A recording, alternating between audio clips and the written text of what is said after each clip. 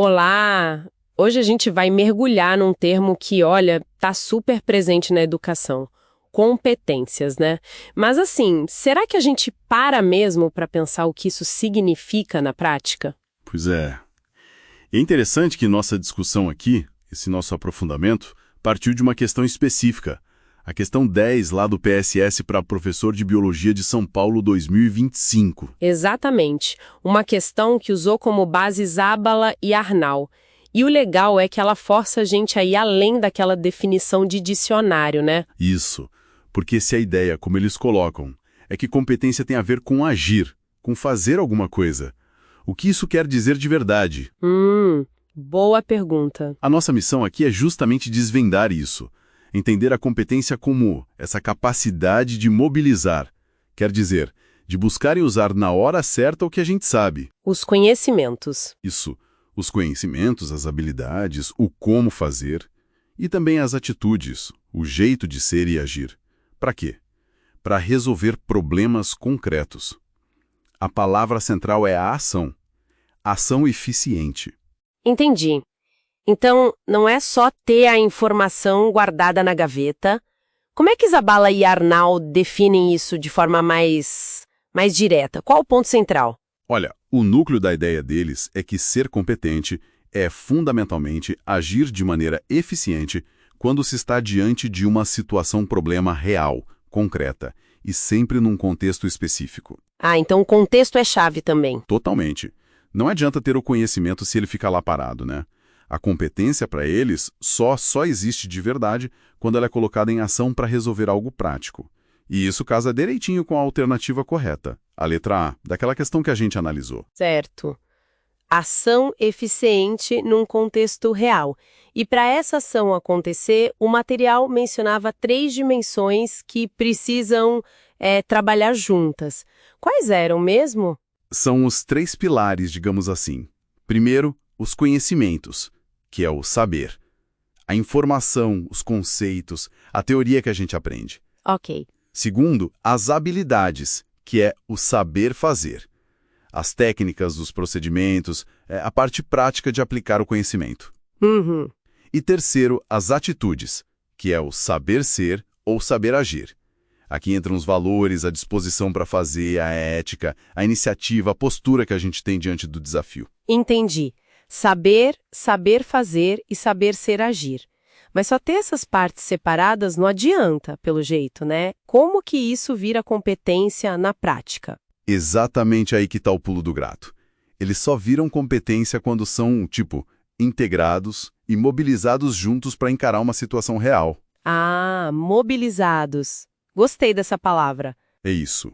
Exige que a pessoa decida, analise o contexto ali na hora e haja da forma mais adequada.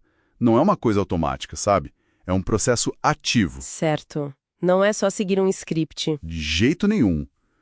Pensa num cozinheiro. Ter a receita, o conhecimento e os utensílios, as habilidades.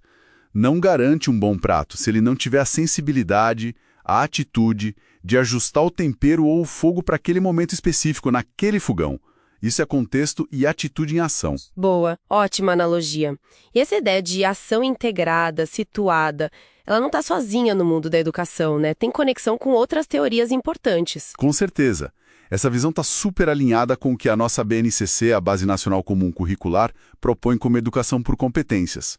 A BNCC inteira é sobre desenvolver no estudante essa capacidade de agir no mundo de forma consciente e eficaz. Ah, verdade.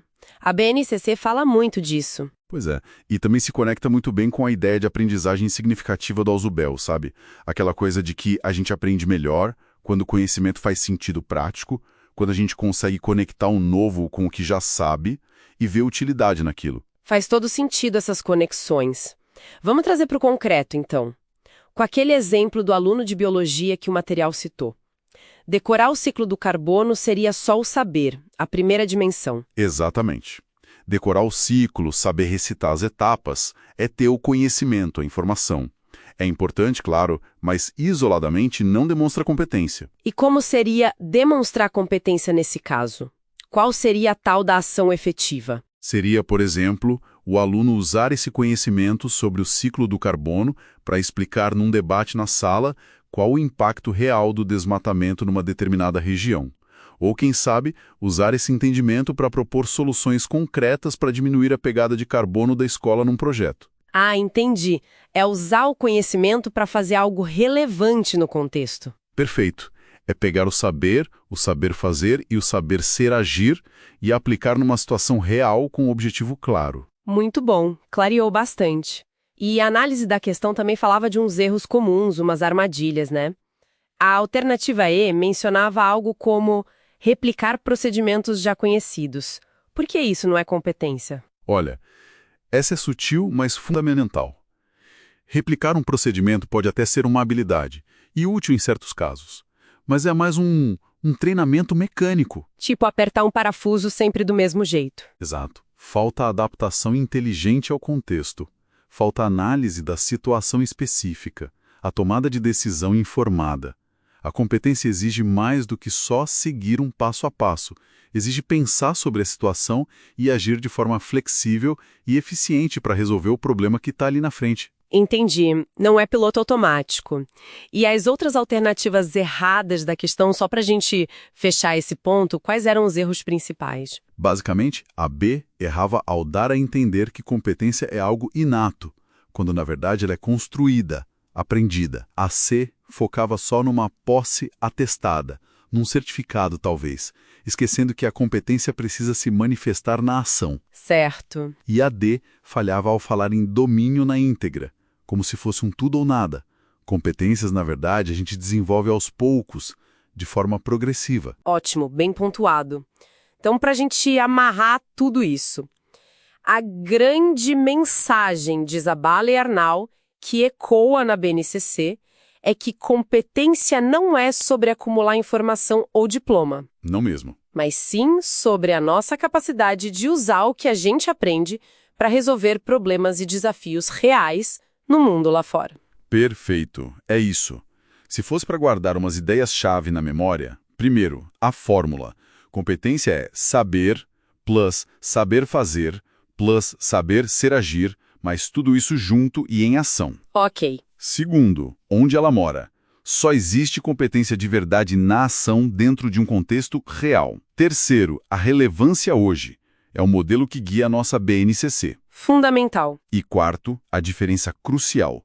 Repetir mecanicamente é uma coisa, agir com eficiência diante de problemas concretos é outra, bem diferente. É isso que é competência. Excelente resumo. E essa conversa toda deixa a gente pensando, né? Deixa sim.